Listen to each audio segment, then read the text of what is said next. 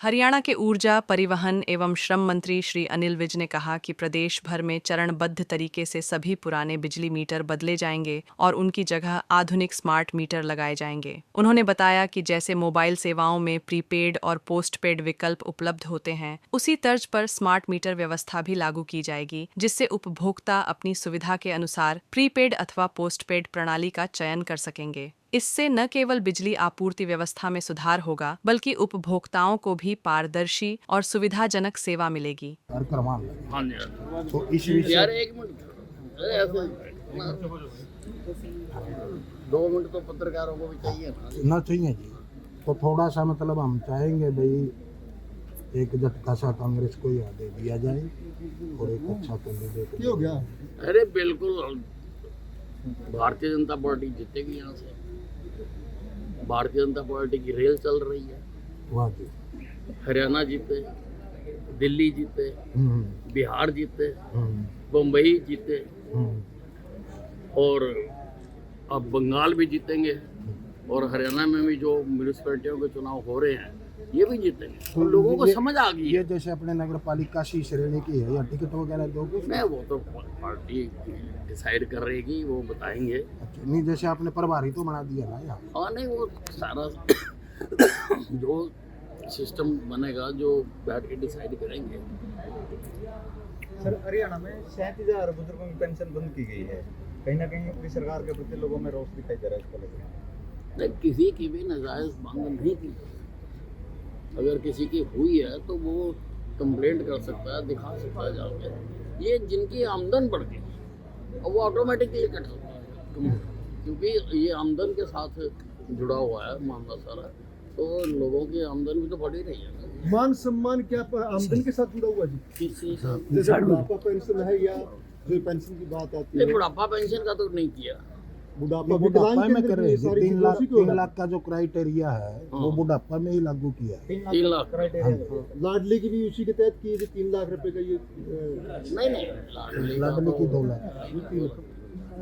और केंद्र आगे बढ़ेगा तो सारा देश भी आगे बढ़ेगा। ये पूरी तरह से 2047 तक विकसित भारत बनाने के लिए उसकी नींव रखी गई और बुलेट की गति से ये उस अपने लक्ष्य तक पहुंचेगा। जैसे हरियाणा में बुजुर्गों की पेंशन कटने को लेकर अभय सिंह चौटाला ने आज घोषणा की कि 20 तारीख को बजट कर शुरू होगा, जैसे वहीं पर पंचकुला में बड़ा आंदोलन करने की चेतावनी दी है। विपक्ष का अधिकार है, करे वो। आपको नहीं लगता बुढ़ापा जो पेंशन है शुरू किया गया था, हालांकि आप लोग भी अंतिम व्यक्ति तक लाभ देने की बात करते हैं, वहीं पे बुढ़ापा पेंशन जो कट रहा है वो सही या गलत मानते हैं? नहीं, मुझे पता नहीं किसका कटा है। अगर किसी का गलत कटा तो जाके ठीक करा सकता हूँ। सर, हिसार का बस अड्डा स्थापित दूसरी जगह ट्रांसफर करने का मामला पिछले कई साल से चल रहा है, तो इस पे क्या चल रहा है, कब तक ये हो पाएगा?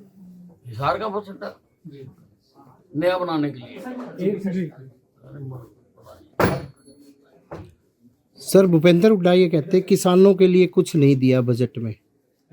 इस केंद्र सरकार द्वारा जो बजट दिया गया है किसानों के लिए कुछ नहीं किया। किसानों के लिए तो खूब बोलेंगे हम।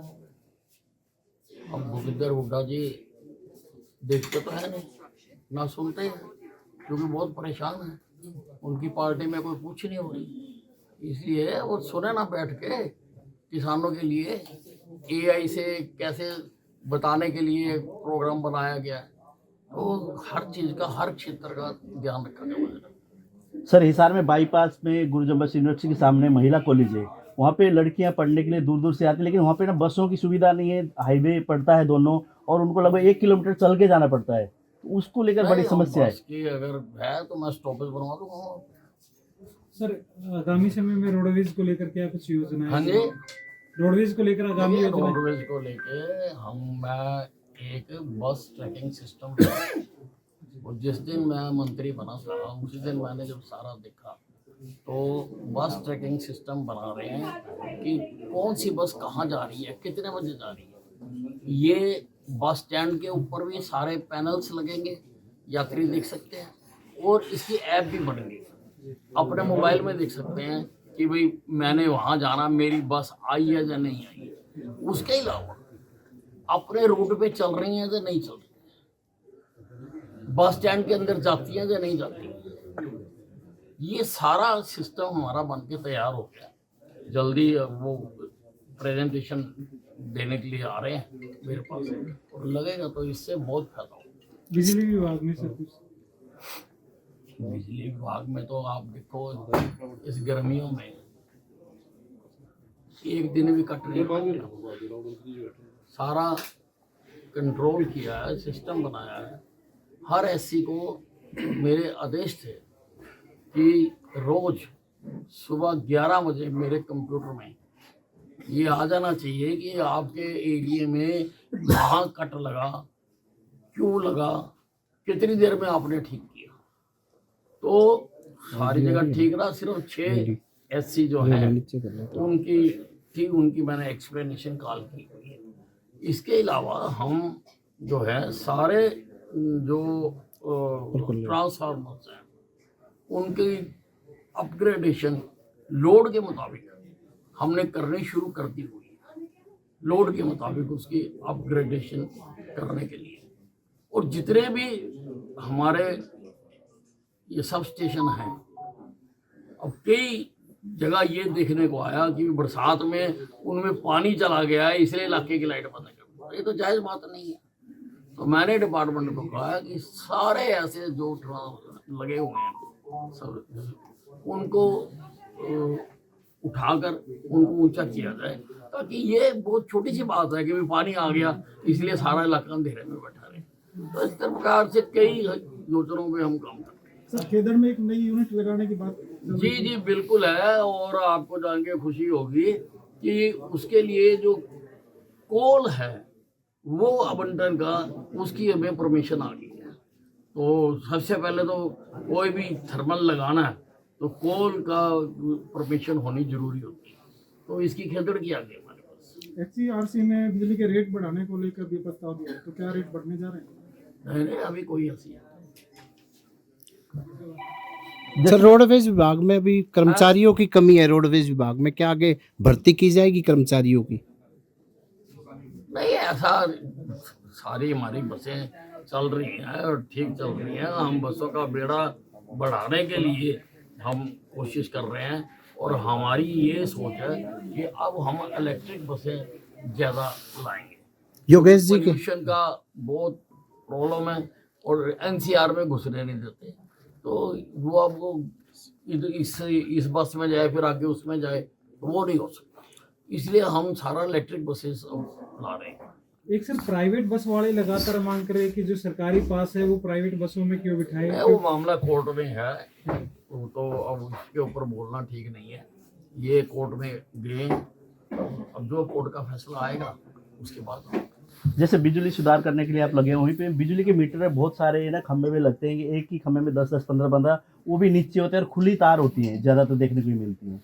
देखिए ऐसा है, सारे हरियाणा के मीटर हम बदलने का स्मार्ट मीटर लगाए, जैसे स्मार्ट मोबाइल होगा ऐसे ही स्मार्ट मीटर होंगे। कंज्यूमर के मोबाइल में आता रहेगा कि भाई कितना उसने कंज्यूम कर लिया, और दोनों होंगे वो, जैसे मोबाइल प्रीपेड भी होता पोस्ट पेड भी होता, तो उसमें दोनों प्रोविजन होगा ताकि प्रीपेड भी वो हो, अगर उसका खत्म होने वाला उसको पता लग जाएगा, जितने का चार्ज करना उसने उतने का चार्ज कर लिया। और पोस्ट पेड का भी ऐसे ही है कि बाद में देगा, तो दोनों हम लगा रहे हैं। इसमें काफी सुधार सब जगह पर होगा। सर मार्केटों में कहा जा रहा था कि अंडरग्राउंड बिजली सप्लाई होगी, तारे अंडरग्राउंड होगी, क्या ऐसा वो प्रोविजन है? नहीं मार्केट में वो चर्चा है? बिल्कुल है, वो हमने शुरू भी कर दिया है। अभी गुड़गांव और फरीदाबाद वो सारा हम ये करने जा रहे हैं, और ये बिल्कुल वो नहीं है कि हर तार हो जाएगा। जैसी जैसी स्थिति होगी, क्योंकि बसे हुए शहर हैं, तो जैसी जैसी स्थिति होगी अंडरग्राउंड डालने से ये फायदा है कि जो ब्रेकेज होती है, गिर गए पोल गिर गया तो वो हो गया, वो नहीं होगा। जैसे प्रदेश अध्यक्ष को लेके क्या कहेंगे कि पुराने उनको ही एक तरह से दिया जाएगा या? मैं पार्टी का बहुत छोटा सा कार्यकर्ता हूँ, मेरी ऐसी हैसियत नहीं है कि मैं प्रदेश अध्यक्ष किसको बनाएंगे किसको नहीं बनाएंगे उसके ऊपर बजट स्तर के बाद घोषणा हो सकती है। नहीं, बहुत जमा ये तो पार्टी का काम है। पार्टी सोचेगी, देखेगी कब बनाना है, किसको बनाना है। सर योगेश जी के घर पे आए, क्या कहना चाहेंगे? आपके मित्र हैं योगेश जी, विधानी जी को लेकर आपके पुराने। 1990 से जब मैं प्रदेश का युवा मोर्चा का अध्यक्ष होता था, तब से इनके साथ है, तो तब से मेरी टीम में है ये, तो कोई नवी जान पहचान नहीं है। मैं पहले भी आता रहा हूँ, 90 में भी आया हूँ मैं इसके घर। थैंक यू सर, थैंक का घर है, छोटे भाई हैं। बाकी आप लोगों का ठीक। बहुत बहुत धन्यवाद।